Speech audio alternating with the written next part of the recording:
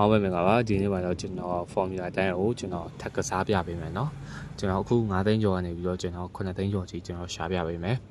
ဆိုတော့ကျွန်တော်2သိန်းကျော်ရှာတာပေါ့เนาะโอเคဟုတ်ပြီအဲ့တော့ကျွန်တော်စလောင်းပြီအသေးကြတော့ကျွန်တော်အကြီးကိုလောင်းတယ် formula အတိုင်းရဲ့ရိုးရှင်းလေးပဲဗျအကြီးကြရင်အသေးတောင်းအသေးကြရင်အကြီးတောင်းရှုံရင်ရှုံတဲ့ဘက်ကနေစားလိုက်ပြီးတော့လောင်းသွားပြီโอเคအဲ့လိုပုံစံမျိုးတော့ပါပေါ့เนาะဒီမှာဆိုရင်ကျွန်တော်ဘယ်နှစားထိတက်မယ်ဆိုတာမသိဘူးဒါပေမဲ့ကျွန်တော်ကစားပြတာကိုတော့သိတာလေးကြည့်ပေးပါโอเคဟုတ်ပြီအဲ့တော့ကျွန်တော်ရှုံတယ်ရှုံတော့ကျွန်တော်ကအကြီးတောင်းပြီးရှုံတာအဲ့တော့အကြီးကို3စားထပ်လောင်းပါမယ်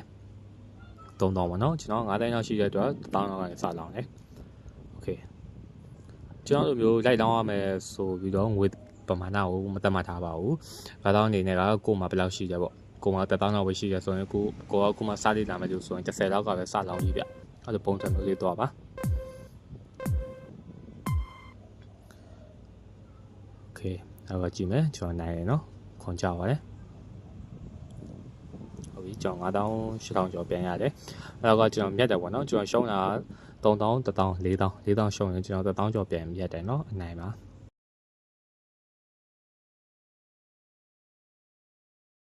အချိန်လေးရရှိတယ်ဗျအမဒါဆိုရင်9မိနစ်ပေါ့နော်9မိနစ်ကတော့လုံးဝအချိန်မပေးနိုင်ဘူးပေါ့နော်ကြာကြာကစားခြင်းလို့ဆိုရင်တော့အဆင်ပြေတယ်ဗျအကြီးပဲကြတယ်အကြီးကြတော့ကျွန်တော်အသေးနဲ့ရှုံးလိုက်တော့အသေးကို3စားလိုက်မယ်ပေါ့3000ပေါ့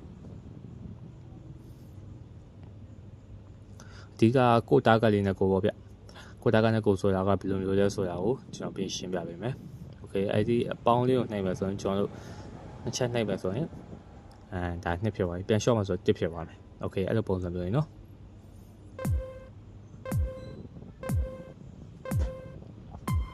ကျွန်တော်ကြည့်မယ်ဒါဆိုဟုတ်ပြီကျွန်တော်နိုင်တယ်နော်ကျွန်တော်9800ကျော်ပြန်ရတယ်โอเคဟုတ်ပြီအဲ့တော့ကျွန်တော်အကြီးကို1000ပြန်လောင်းမယ်ရိုးရှင်းလေးပဲပြလာပြီဒီဟာကဘယ်လိုမျိုးလဲဆိုတော့ trading ဆိုတဲ့သဘောတဘာဝတော့ရှင်းဆိုပြောရရင်တော့ဒါကလောဘမကြီးနိုင်ဘူးလောဘတက်နိုင်သူထိနိုင်မယ်ဆိုရင်တော့ကျွန်တော်တို့အနေနဲ့ဒါကစီးပွားရေးတစ်ခုပေါ့နော်ကိုတာကလေးနဲ့ကိုတော့ရမှာပေါ့ဟုတ်ပြီဒါဆိုကျွန်တော်နိုင်တယ်နိုင်တော့ကျွန်တော်အသေးကိုလောင်းမယ်နိုင်နေရင်တစားပဲလောင်းသွားပေးရပါမယ်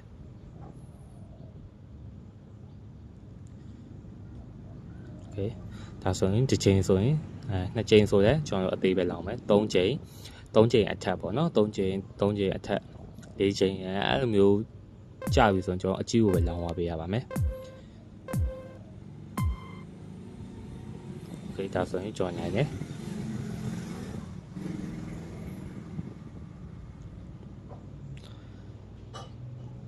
ကြီးကိုစလောင်းမယ်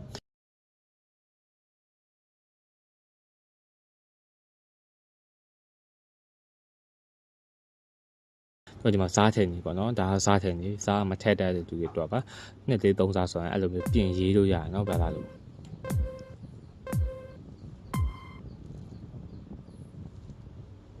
ဒီဒါဆိုကျွန်တော်ရှောင်းတော့ကျွန်တော်အကြီးကို3စားလိုက်မယ်3တော့ပေါ့နော်အပေါင်း3ချက်နှိပ်ပြီးတော့ရှည်တယ်အဲ့မှာပေါ့ကျွန်တော်တစ်ကနန်းအောင်တွက်အဲ့ဒီချက်နှိပ်တယ်နှိပ်ပြီးတော့ကျွန်တော်နှစ်သေး3စားဆိုနှစ်သေး3စားအဲ့လိုမျိုး8စား7စားဆိုရင်8တက်ပေါ့နော်အဲ့လိုပုံစံမျိုးသွားရပါမယ်အပေါ်ကပမာဏပေါ့ဗျပြီးသွားပြီဆိုကျွန်တော်အောက်ကအောင်ချက်နှိပ်ပြီးတော့လောင်းရုံပါပဲ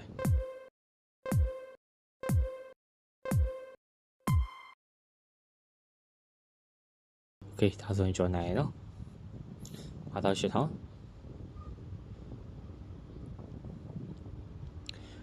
98006000ကျော်ပါပြီကျွန်တော်အကြီးကြတော့ကျွန်တော်အသေးကိုပြန်လောင်းအောင်ပါမယ်စားပဲဒါကစီးပွားရေးတစ်ခုဆိုရမမဟုတ်ဗျကျွန်တော်တို့ကဒါကနေပြီးတော့ကျွန်တော်တို့ကိုယ့်ဘက်ကိုရှင်းမယ်ကိုယ့်ဘက်ကိုချင်းထိုင်တော့ရှင်းမယ်ကိုရဲ့ target လေးပြေးသွားရင်ကိုနားမယ်အဲ့လိုပုံစံမျိုးလေးပါပဲဈေးအောင်ဈေးဝယ်ပုံစံလေးပေါ့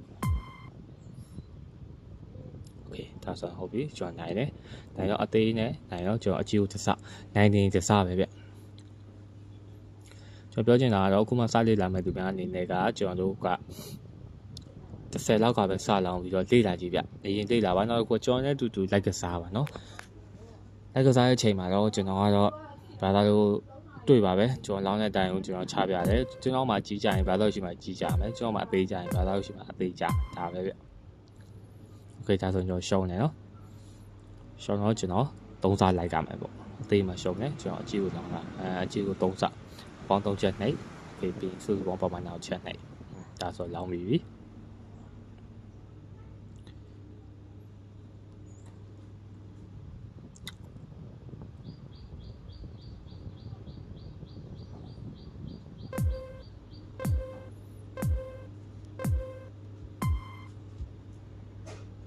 OK ဒါဆိုကျွန်တော်ရှုံးရနော်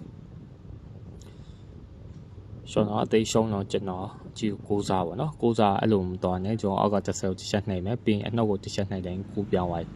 ပြီ OK အဲ့ဆိုကျွန်တော်လောင်းမယ်6တောင်ပါ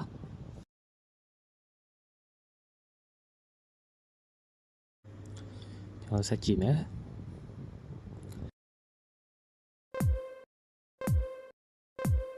လေးသိန်း9တောင်ပေါ့နော်အဲ့လိုပဲရှိတယ်အဲ့လိုပဲကျန်တော့တယ်ပေါ့ကျွန်တော်နာမည်ကြည့်မယ် OK ဒါဆိုရင်ကျွန်တော်နိုင်တယ်နိုင်တော့ကျွန်တော်3သိန်းကျော်ပေါ့နော်3သိန်း96,400ဒါကျွန်တော်ပြန်ပြတ်တယ်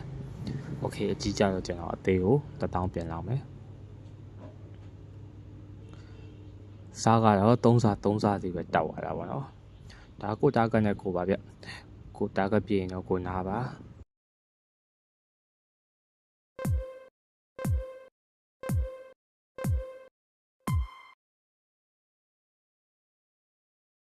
โอเคဟုတ်ပြီကျွန်တော်ကြီးကိုပြန်လောက်မယ်အဲ့မှာ3ချိန်4ချိန်ကဘယ်လိုမျိုးကြာလာလဲပေါ့နော်အကြီး3ချိန်ကြာအကြီးပဲလောက်မယ်ဆိုကျိုးသူကစားနေနေအကြီး3ချိန်ကြာလာမျိုးကျွန်တော်ပြောတာမဟုတ်ဘူးကျွန်တော်ဒီ game လေးကိုကျွန်တော်စဝင်နိုင်မယ်ဝင်လိုက်ပြီဆိုရင်ကျွန်တော်တို့ကအဲ့လိုမျိုးစဝင်ခြင်းမှာပဲအကြီးကြအသေးကြမဟုတ်ပဲねအကြီးပဲ3-4ချိန်ကြာတာကျွန်တော်တို့အကြီးဘက်ကပဲလိုက်လောင်းသွားမှာပါအဲ့လိုမျိုးပြောတာပါခေတ်သားဆိုအသေးကြတယ်အသေးကြကျွန်တော်ရှုံတယ်ရှုံတော့ကျွန်တော်အကြီးကို3စားလိုက်ကြတော့မယ်အကြီးကို3စားလိုက်ပါမယ်ဟုတ်ပြီပေါင်းလေးပဲနှိပ်ရမယ်နော်ပြတာဒါ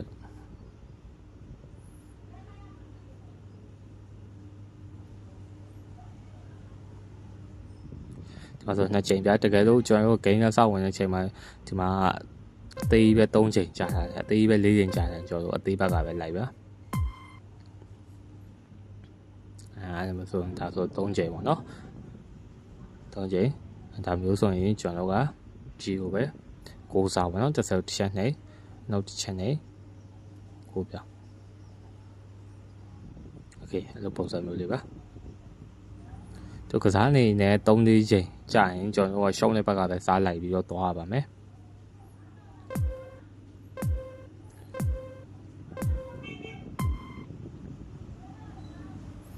ဆိုရင်ကျွန်တော်ပြန်နိုင်ရယ်သိန်း9,000 6,100ကျော် OK ဒါဆိုရင်ကျွန်တော်9သိန်းကျော်เนาะ9သိန်း1000 8,800နဲ့တစ်ချက်ပေါ့เนาะ OK အဲ့တော့ကကျွန်တော်ရဲ့ game မှတ်တမ်းတွေကိုကျွန်တော်ပြပေးမယ်ဘာမှဆိုတော့ကကျွန်တော်ဒီမှာဘာသာလို့တွေ့ပဲကျွန်တော်ရှုံးတာနဲ့နိုင်ရတဲ့ဘယ်ပုံပြတယ်ဆိုတော့ဘာသာလို့တွေ့ပဲကျွန်တော်နိုင်ရတယ်ရှုံးရတယ်ရှုံးရနိုင်ရတယ်ဘယ်ပုံများဆိုတော့ဘာသာလို့တွေ့ပဲအဲ့တော့ကကျွန်တော် form တိုင်းပဲကစားပြီးတော့အမြောက်ငွေကို AC ယူလို့ရပါတယ်ခြားတော့ဘာမှမလိုအပ်ပါဘူးဒါကကျွန်တော်2သိန်းရှာပြတဲ့ target လေးပါ